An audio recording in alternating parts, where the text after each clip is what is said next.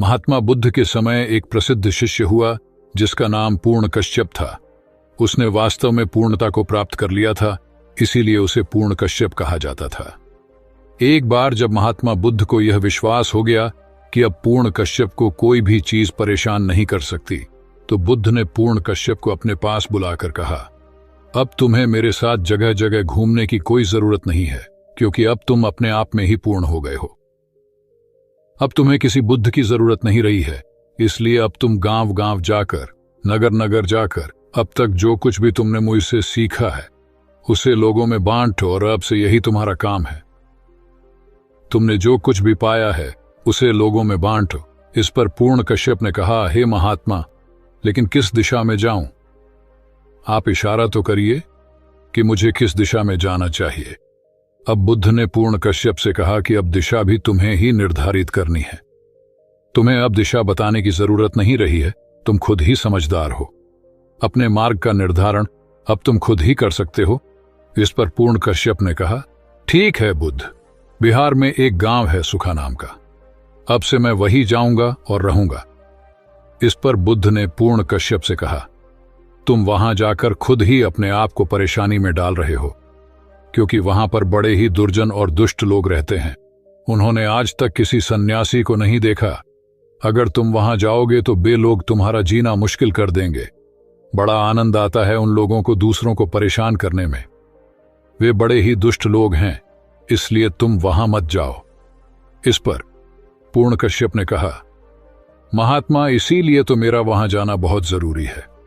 कब तक वे बेचारे लोग जंगलियों की तरह जीवन जीते रहेंगे? कब तक वे दुष्ट प्रवृत्ति का जीवन जीते रहेंगे? कब तक उन्हें पशुओं की तरह रहने दिया जाए?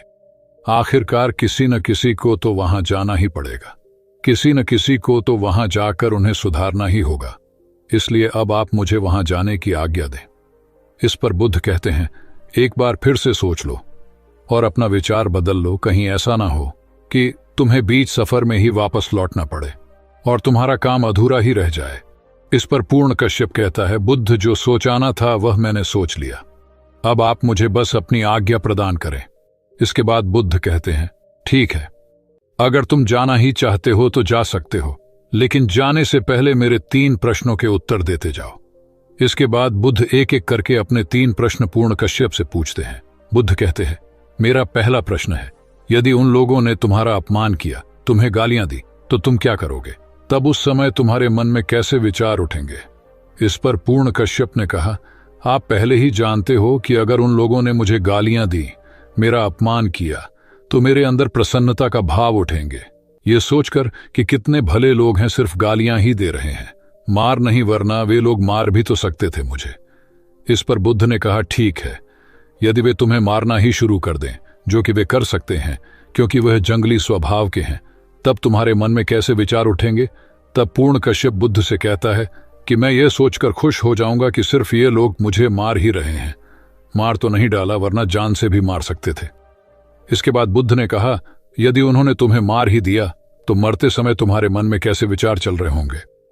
इसके बाद पूर्ण कश्यप महात्मा बुद्ध से कहता है, आपको पता है बुद्ध कि मेरे मन में विचार चल रहा होगा कि मैं कितना भाग्यशाली हूं, क्योंकि इन लोगों ने मुझे उस जीवन से छुटकारा दिला दिया जिसमें न जाने मुझसे कितनी गलतियां हो सकती थीं।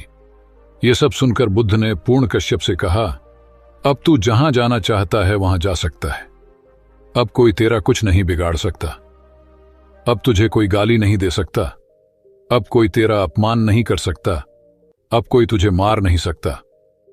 ऐसा नहीं है कि वे तुझे मार नहीं सकते, तुझे गालियां नहीं देंगे।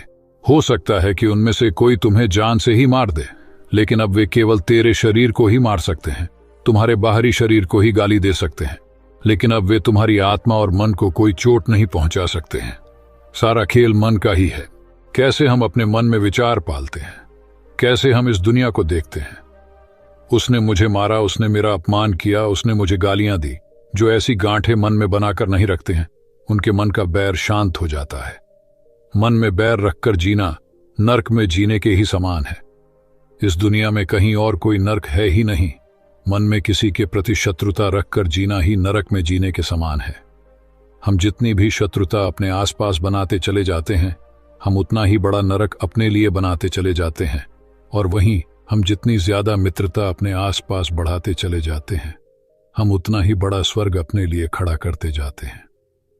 स्वर्ग और नरक जैसा कुछ नहीं होता, यह तो बस मन की दो अवस्थाएं हैं। शत्रुता में जीना ही नरक में जीने के समान है और मित्रता में जीना ही स्वर्ग में जीने के समान है। जब कोई सारी दुनिया को एक मित्र की तरह देखाता है तो ऐसा नहीं है कि सारा जगत उसके लिए मित्र हो ही जाएगा। इस भूल में किसी को रहना भी नहीं चाहिए। यदि हम इस संसार को एक मित्र की तरह देखते हैं तो यह हमारे लिए मित्र हो जाता है, हमारे सारे शत्रु समाप्त हो जाते हैं।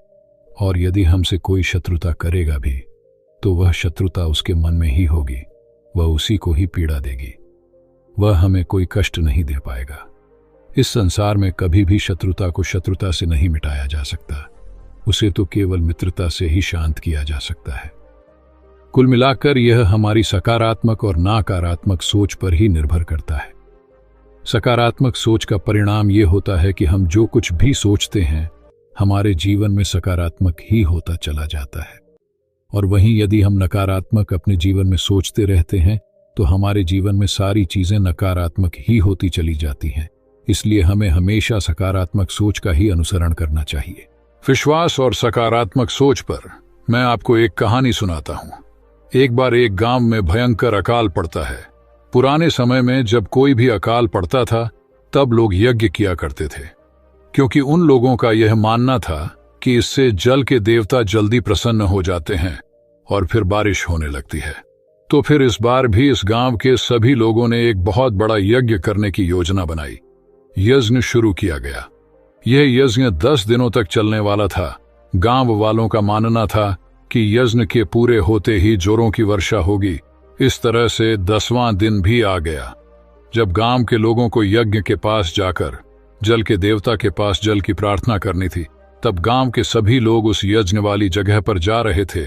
तो इसी बीच उस भीड़ में एक 10 साल का बच्चा भी था, लेकिन उस बच्चे ने अपने सिर पर एक छाता ओढ़ रखा था। तभी एक बुजुर्ग ने उस छोटे बच्चे से पूछा कि यह छाता तुम क्यों ले जा रहे हो? तो बच्चे ने कहा, जब आते समय जोरदार बारिश होगी तब यह छाता ही मुझे पानी से बचाएगा। कितना विश्वास था उस बच्चे को कि पानी जरूर बरसेगा। उस बच्चे ने कितनी अच्छी तरह से सकारात्मक सोच और मजबूत विश्वास का परिचय दिया।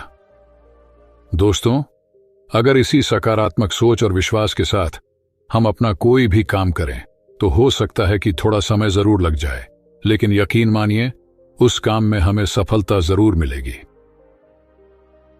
दोस्तों, उम्मीद करता हूं कि आपको आज की यह कहानी जरूर पसंद आई होगी।